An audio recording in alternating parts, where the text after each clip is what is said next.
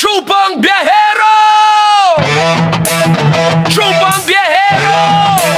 Alright mga tropang biyahero, meron tayong bagong update at latest sa ating travel ride. At ang ating biyahe ngayon ay papunta tayo ng San Narciso, Zambales sa TP Beach and Resort. Sana panoorin po natin, lalo na doon sa mga mahihilig magpupunta ng beach at magta-travel para meron tayong idea kung gaano pa ito kaganda, kalayo. At magkaroon tayo ng idea kung ito ba ay friendly budget at pwede ba sa mga bata. Tara na! Pero bago yan, sana mag-subscribe muna tayo sa mga hindi pa nakasubscribe at mag-comment tayo at i-share natin hanggat maaari. Okay, let's go. Tropang Biyahero! Tropang Biyahero! There is no fear of long ride. Travel buddies, simulat sa pool, kamis, morning, gin, woo! Tropang Biyahero! Alright, bago tayo mag-umpisa, bibigyan ko kayo ng tip of idea kung paano makarating sa beach ng San Narciso, Zambales para doon sa mga hindi marunong gumamit ng Waze o ng Google Map. At kung marunong naman gumamit, magkaroon na rin kayo ng idea na hindi gumagamit ng Google Map papunta ng San Narciso sa Zambales. Kung madaling araw ang biyahe mo at manggagaling ka rito sa Rojas Boulevard, dire-diretso lang yan. Paglagpas mo ng Sitio Holong, Maynila, pumalang ka rito sa Quezon Bridge. Ang tagos mo niyan ay sa Aurora Boulevard. Dating mo sa dulo, kumaliwa ka sa Lacson at kumanang ka naman sa Mabini o sa Rizal Avenue. Dire-diretso lang yan hanggang sa makarating ka sa MacArthur Highway. Takakin mo ngayon ang kahabaan ng MacArthur Highway at pagdating sa San Fernando, Pampanga Circuit, kumaliwa ka, wag mong diretsuhin ang MacArthur Highway. Dahil malayo dyan, dito ka lumabas sa downtown ng San Fernando, Pampanga at makikita mo ang malaking simbahan ng San Fernando. Tato! Tropang Biyahero! There's no fear of long ride. Nakita mo na ang simbahan ng San Fernando, kaliwa ang direksyon niyan. Pagdating mo sa dulo, kung maliwa ka uli, palatandaan na tama ang iyong tinatahak, makikita mo ang Mega World Capital Condominium. Diretso lang uli yan. Pagdating mo sa dulo at nabangga ka, katangahan na yon. Kasi bago ka makarating sa dulo, may makikita kang tulay, kakanan ka dyan. So, diretso lang. Pagdating mo sa dulo, dyasan na yan. Pero bago ka kumaliwa, tumingin ka muna kasi highway na yan. Baka masagasahan ka, pangalawang katangahan na yan. At pag nasa Jasa na po tayo, wag po tayong maiinip dyan sa biyahe dahil napakahaba ng highway na yan. Triple yan ng EDSA sa haba. At kakanan po tayo sa Jasa Extension. Ang palatandaan ng Jasa Extension ay mga rebulto ng sundalo o sundalong bayan laban sa Hapon, Sunbalahap. At makikita mo ang malaking signage ng I Love Laya. So, dire-diretso lang yan hanggang sa makarating ka ng Olongapo City. So, pagdating dito sa palengke ng Olongapo, malapit na dyan ng Ulo ng Gapo o Ulo ng Apo. Huwag kang diretso kasi papunta ng Subic Freeport yan. Kundi kumalang ka, papunta ng bayan ng Subic, Zambales. Stop over muna tayo dito sa Subic sa isang kainan. Napagod ako sa pagsasalita. Napagod kami sa biyahe sa layo. Wow! Sarap ng higop ni Mapi. Alright, mga katropang biyahero, mabilisan na lang po ang ating navigation. Pagkitas ng Subic, dadaanan natin ang Castillejo at ang San Marcelino. Sunod ay San Narciso. Kakanan po tayo dyan para tandaan na malapit na tayo ay Cementerio. Alright, malapit tayo sa TP Beach and Resorts. Alamin natin, friendly budget ba? Maganda ba? Maaliwalas ba? Go, go, go! Okay guys, nandito tayo ngayon sa TP Beach and Resorts. Okay yan, TP.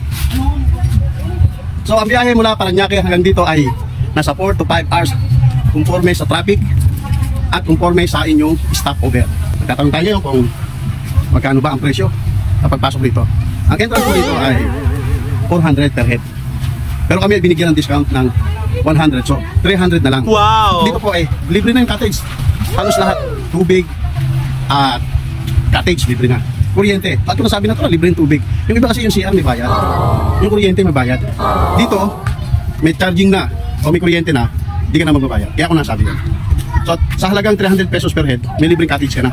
Pero hindi lahat ng cottage dito ay libre. So, tanong natin yung ibang cottage may bayad. Hi ma'am, tatanong lang po ako.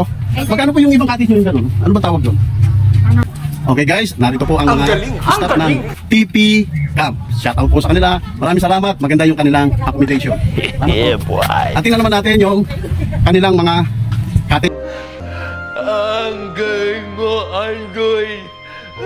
Ang galing. Testingin. Tapos siya ng CR ng mga babae.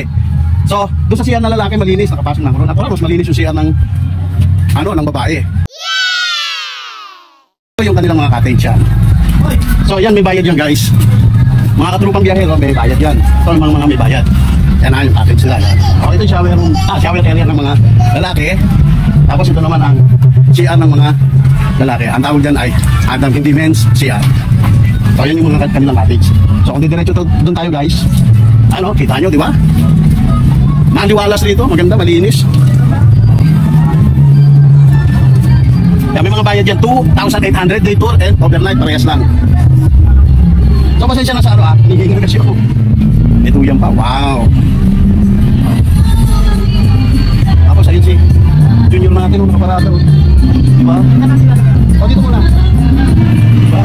Dito mo dyan. Tapos si junior. Ito yung ating sulat natin. Okay? Yan, yan ang libre. Ito libre din. Yan, libre yan. Ano, libre. Yun ang mga cottage na may bayad. Yung pinakita natin kanina. So, 2,800.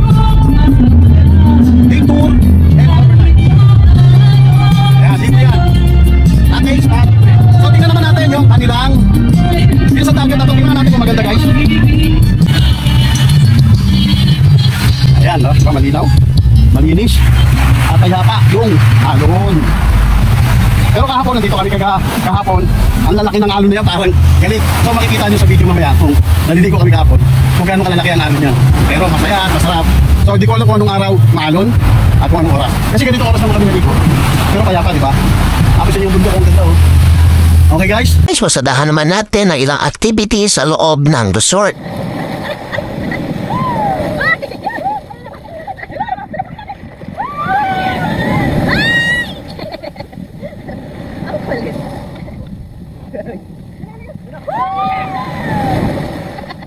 Talagang hinahampas kami kaysa ano, halon.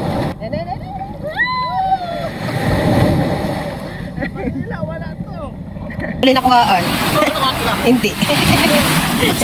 Hindi. Kasi sabi mo maya na, kaya na.